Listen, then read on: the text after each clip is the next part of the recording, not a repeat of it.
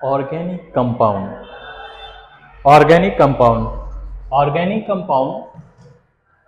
Compounds of carbon are called organic compound. A part from carbon organic compound contain other elements such as hydrogen, nitrogen, oxygen, chlorine, sulfur, phosphorus, etc.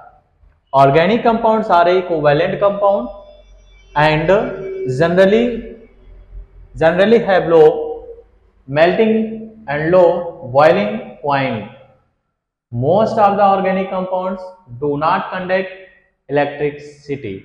इससे पहले आपको बताएं कि covalent compound यानी सहसंयोजक यौगिक, अब इसमें आपका है ऑर्गेनिक कंपाउंड यानी कार्बनिक यौगिक।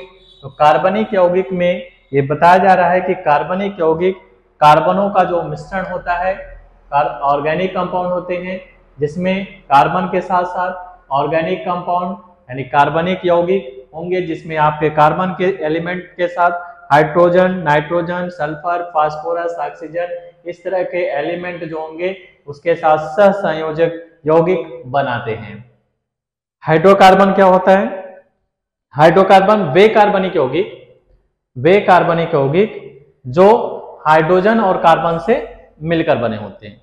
वे कार्बनिक यौगिक जो हाइड्रोजन और कार्बन से मिलकर बने होते हैं उसे हम हाइड्रोकार्बन यौगिक कहते हैं। यानी compound containing only carbon and hydrogen are called hydrocarbon such as, जैसे कि मेथेन हो गया, बेंजीन हो गया, मेथेन का CHO4 हो गया, C6H6 हो गया, बेंजीन हो गया।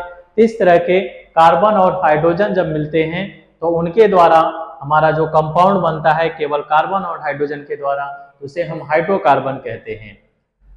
हाइड्रोकार्बन यौगिक दो प्रकार के, सैचुरेटेड, अनसैचुरेटेड। संतृप्त हाइड्रोकार्बन, असंतृप्त हाइड्रोकार्बन। वे हाइड्रोकार्बन जिसमें कार्बन के अणुओं के बीच एकल बंध होता है, यानी कार्बन के परमाणु जो होते हैं वो एकल बंध द्वारा या सिंगल बॉन्ड द्वारा जुड़े होते हैं या बंधे होते हैं, उसे हम संतृप्त हाइड्रोकार्बन कहते हैं। जैसे methane, ethane, propane, butane, hexane, इस तरह से। ठीक। Hydrocarbon in which all the carbon atoms are linked by single bonds only are called saturated hydrocarbon. Saturated hydrocarbon is CnH2n+, यानी संतृप्त हाइड्रोकार्बन एल्केन श्रेणी के अंतर्गत आता है, जिसमें आपका सामान्य सूत्र एल्केन का सिंपल फार्मूला जो होता है CnH2n+2 where n equal to natural number या कार्बन की संख्या। ठीक, यानी कितने कार्बन है तो n की जगह एक कार्बन है तो एक, दो है तो दो, तीन है तो तीन, इस तरह से रखा जा सकता है। अनसैचुरेटेड कार्बन्स, इन unsaturated carbons two carbon atoms are linked by a double bond and triple bond. There are two types. असंतृप्त हाइड्रोकार्बन वे हाइड्रोकार्बन होते हैं जिसमें कार्बन परमाणु द्विबंध द्वारा या तीन बंध द्वारा जुड़ा होता है। तो जब द्विबंध द्वारा जुड़ा होगा तो उसे हम एल्कीन कहेंगे, जब तीन बंध द्वारा जुड़ा होगा तो उसे हम एल्काइन कहेंगे। ठीक, इसलिए इसे दो भागों में बांट दिया गया है। असंतृप्त हाइड्रोकार्बन को एक एल्कीन बन जाता है, एक एल्काइन बन जाता है। Unsaturated hydrocarbon in which two carbon atoms are linked by a double bond are called alkenes. The general formula of alkene is CnH2n।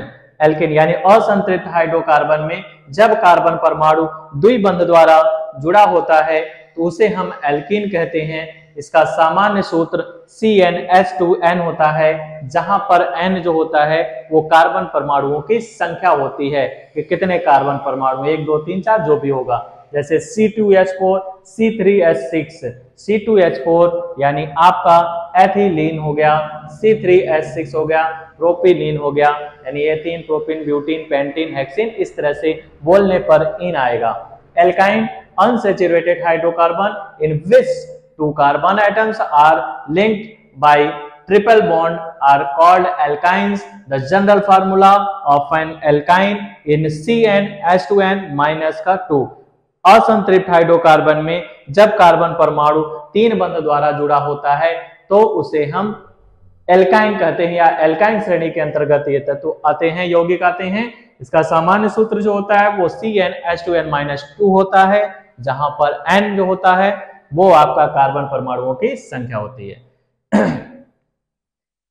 Alkyl group क्या होते हैं? The hydrocarbon part left after remaining one hydrogen atoms from an alkane molecule is called an alkyl group. ठीक, जब किसी alkene श्रेणी के यौगिक से एक हाइड्रोजन प्रतिस्थापित हो जाता है या विस्थापित हो जाता है तो जो नया प्रोडक्ट या कंपाउंड बनता है उसको हम एल्काइल कहते हैं। जैसे मेथेन के CH4 से एक हाइड्रोजन निकलेगा तो CH3 हो जाता है, तो उसका नाम एल्केन से एल्किल हो जाता है, यानी मेथेन से मेथिल हो जाएगा। ठीक, इसमें से कुछ आइसो नॉर्मल, जैसे सीधी सीधी अगर संरचना कार्बन की ऐसे बनती है तो वो नॉर्मल ब्यूटेन कहलाता है, और अगर इस तरह से बन गया तो आइसो ब्यूटेन कहलाता है। एक और CH3 लग गया तो नियो ब्यूटेन कहलाएगा। यानी नॉर्मल, आइसो और नियो, ये तीन वर्ड आपको मिलेंगे। साइक्लिक हाइड्रोकार्बन क्या होता है? There are some hydrocarbons in which the carbon atoms are arranged in the form of a ring, such hydrocarbons are called cyclic hydrocarbon.